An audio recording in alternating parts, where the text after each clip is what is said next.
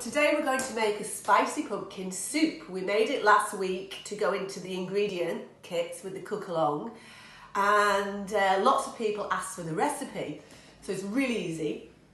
So in here I've chopped up 1 onion, a couple of sticks of celery, 2 carrots, and the spices that I use are a little bit of dried cumin, 1 teaspoon, 1 teaspoon of coriander.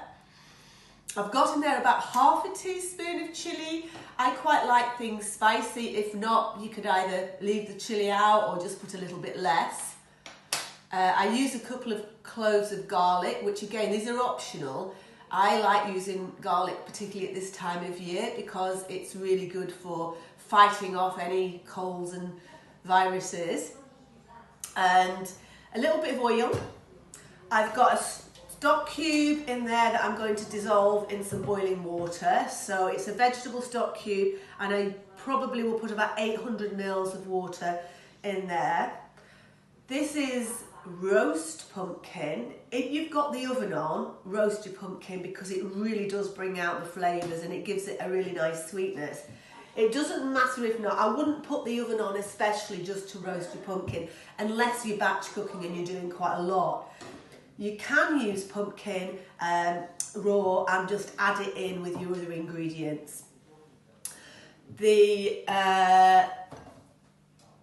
other spices that you can use, if you don't have any cumin and coriander, that's fine. Ginger's quite nice in it, it's lovely.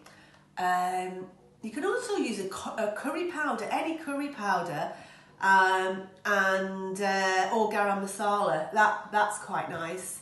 It just gives it a kind of warming flavour. If you don't have any pumpkin or you don't like pumpkin, there are lots of really nice vegetables around at the moment. Parsnips are really good in this soup, and or use lentils. Lentils are great, or you can add lentils as well, which pads it out. And I use lentils quite a lot. So the equipment that we need, you just need a pan about that size. I don't have a lid for that pan, so I'm just going to use this frying pan to use on top. Something to stir with, a sharp knife, a chopping board, a peeler, and a garlic crusher. If you're going to roast your pumpkin, you just need an oven-proof tray to go in. So, all I'm going to do is pop my pan on the stove. I've already put that on with a little bit of oil in there. And then just add onions, celery, and carrots.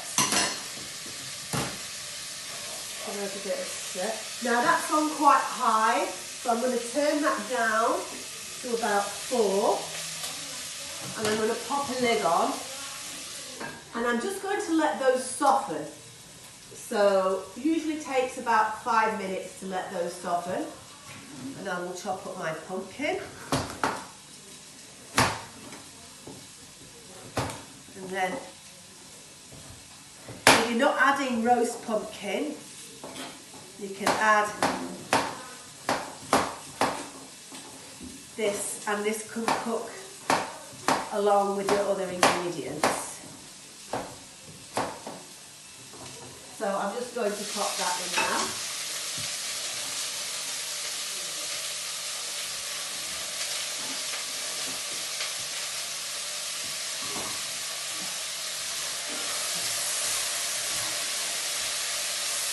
Starting to smell nice already, really nice. So there we go. So this has been cooking for about 5 minutes, and you can just see it's starting to soften nicely.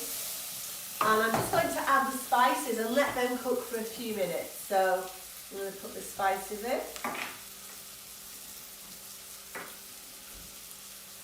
And some garlic.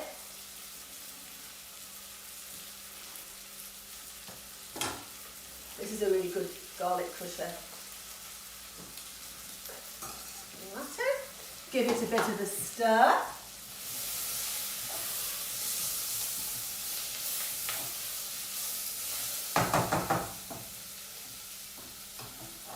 And make sure it's not on too high at this stage because you don't want your spices to burn. So I'm just going to put that down again to about 3 now. And I'm just going to let that cook just literally for about 2 minutes just to bring out the flavour of the spices. So that the spices have been cooking for a couple of minutes. That smells absolutely delicious.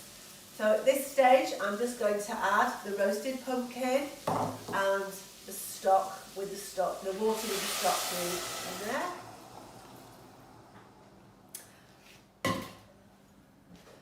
And give that a little bit of a stir. And I'm going to let that simmer now for about 20 minutes. Or until all the vegetables are soft. Now, it's good if you've got a hand blender. This is an industrial one, so you might not have one like this. So you can blend the soup, or if the vegetables are nice and soft, you can actually use a masher to mash it. It doesn't actually need blended at all. Sometimes I like my soups quite chunky, and so you can just leave it. But that's really basically it. It's as simple as that. You can have a soup within about half an hour. You can use leftovers from the fridge, and yeah. Enjoy!